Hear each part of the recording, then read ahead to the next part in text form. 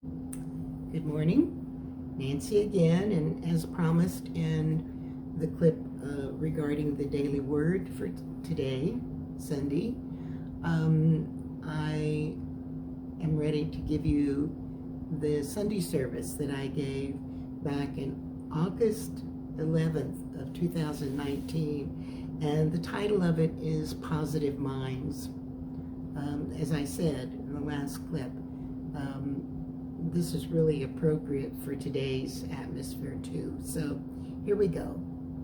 The title of this talk was actually chosen by our lead minister, Reverend Isaac, last year to go along with the other talks that she had planned for the month of August. And even though I had the option to change to whatever I wanted, I decided to just stick with it for several reasons.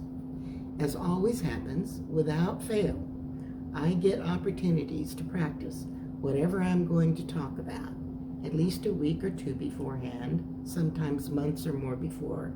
I have found myself struggling between maintaining a positive outlook and allowing a sense of hopelessness to take over.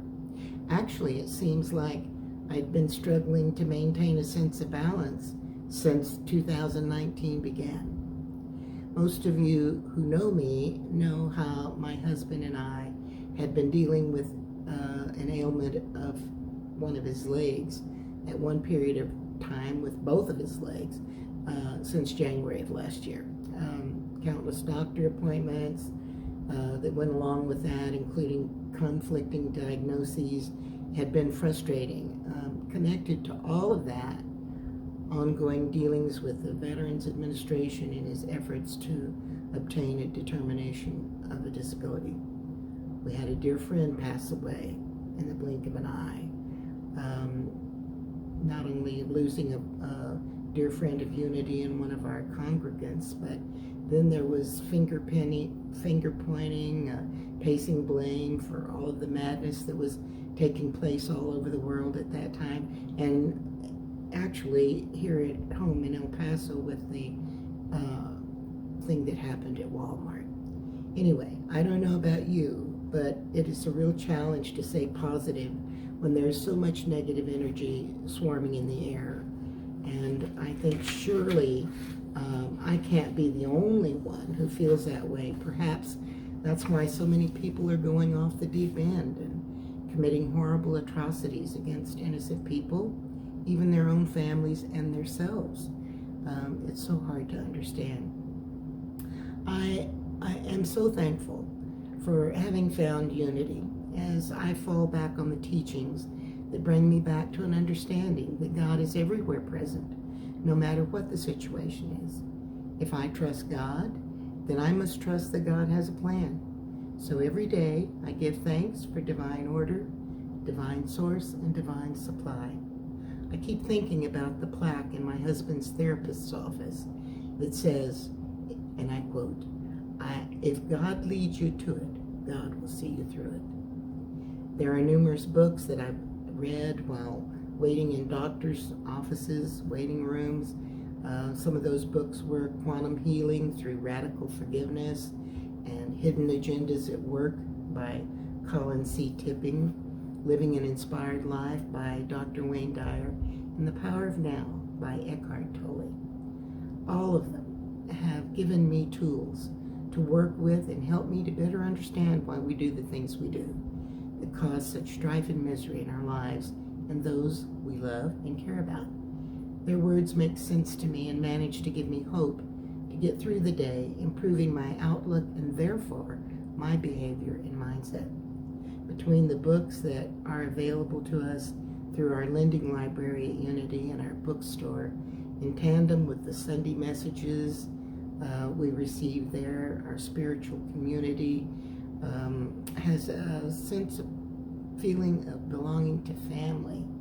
All of these things are here for us to take advantage of and help us make our way through whatever we may be experiencing in our lives.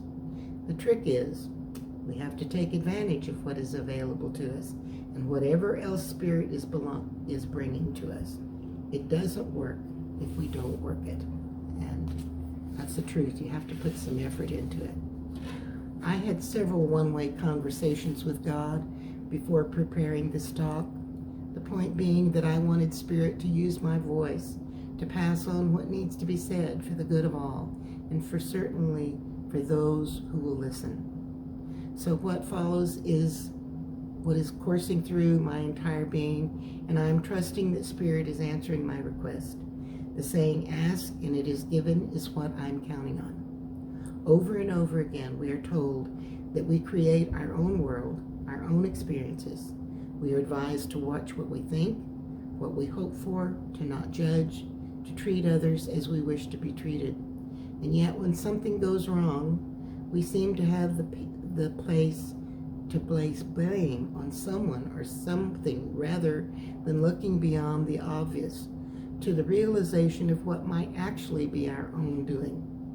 We're told to picture in our minds what we want, to put the emotion behind it in order to bring it into being. I wonder how often we notice those random thoughts that race through our minds.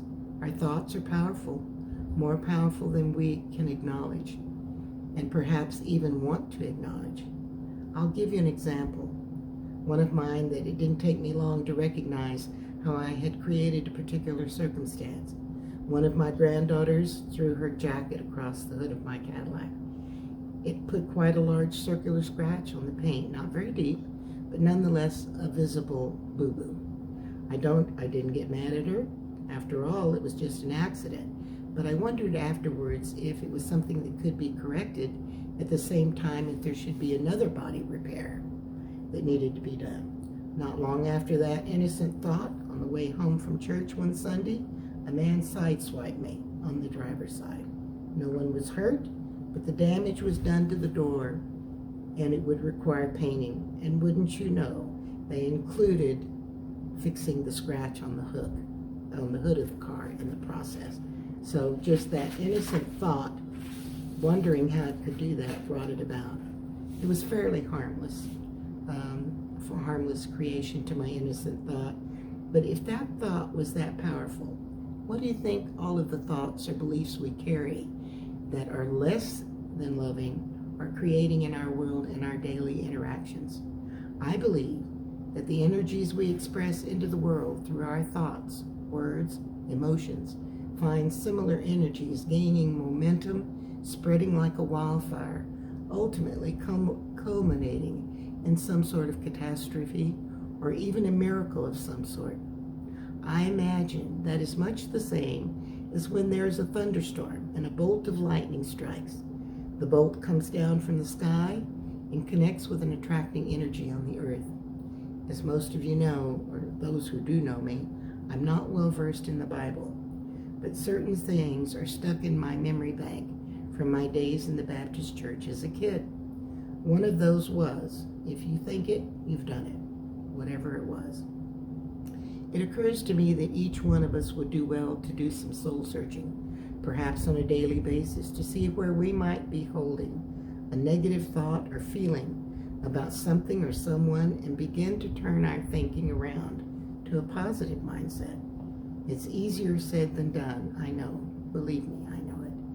I'm conscious of the fact that I have to make it a priority to practice seeing the best in everyone and imagining the best outcome to any situation instead of focusing on personal faults of another person, etc. I've personally seen it work when I start out in the morning expecting the highest and best for the day, whether it is in the interaction with my husband or dealing with unforeseen events that come up. The trick is to not be invested in a particular outcome, but rather to be open and receptive to what is or what comes my way. I have to remind myself often that I am more than what I think I am. I may not have a remembrance of what my purpose was in coming to this life experience, but I do know that I must have been excited about it. With the knowledge I already possessed, I knew that I could handle whatever was before me, and I surely chose what I wanted to learn while here. Okay. In the Bible, it talks about the second coming of Jesus and about a period of time when peace will reign in the world. I've often wondered about that among several other things it foretells. I pose this question to you. If each one of us are living expression of God in this world, are we possibly the second coming? What would need to happen to bring every living being to the point of being one with the one? Would there need to be a massive realization of who we really are? Would we suddenly remember who we are? In my meditations, I often am reminded to remember who I am. It appears to me that as in all things, God is asking us to go higher, to be all that we were intended to be the expression of an encompassing love and acceptance. In order to do that, we must all have an awareness about it. We are capable of so much more than we can imagine because of that indwelling Spirit of God that lives within each one of us without exception. We don't know what God's plan is, but we can be sure that it is meant for the good of all. And moreover, for the plan to work, we all have to be on board. So how do we do that? Can we be thankful for the good in our lives? Can we do the best that we can do every day? Another thing that helps us is to surround ourselves with positive people. Stop relating a negative occurrence, because every time we bring it up again, we're giving more power and keeping it alive. One of the things Edwin Gaines always says is to just get over it. Whatever it was, it's over. Don't relive it. I've heard it said that whatever you focus on grows stronger in your life. And that is what you attract. And the opposite of that is whatever you take your attention away from begins to lessen in your life. It's probably a good thing to remind ourselves as well.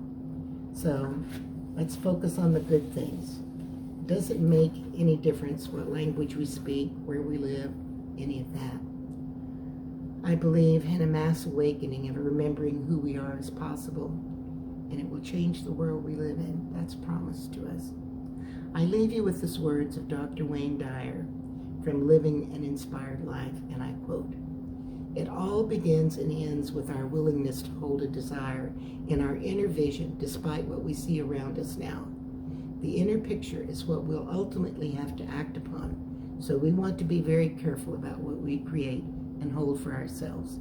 If we see ourselves unlimited, or as limited, unworthy, weak, timid, or sickly, then we will act on those portraits. The truth is that we react to the vision we create and hold, and so do all the cells in our body. So it is vitally important to hold a clear vision of ourselves as deserving of feeling inspired, knowing that it is our ultimate calling, and choosing to be in spirit, even when everything around us suggests otherwise. We need to opt to be a being of sharing, living as close to God realization as is possible," unquote. It's so easy to get caught up in the negativity that we are surrounded by nowadays, folks. My hope and inspired vision is that each one of us will have a new awareness of how powerful the energy we put out into the world is, and that we take responsibility for our part in changing that energy to one of harmony, hope, and peace among humanity the world over. Thank you for your time and for listening to me this Sunday. God bless you.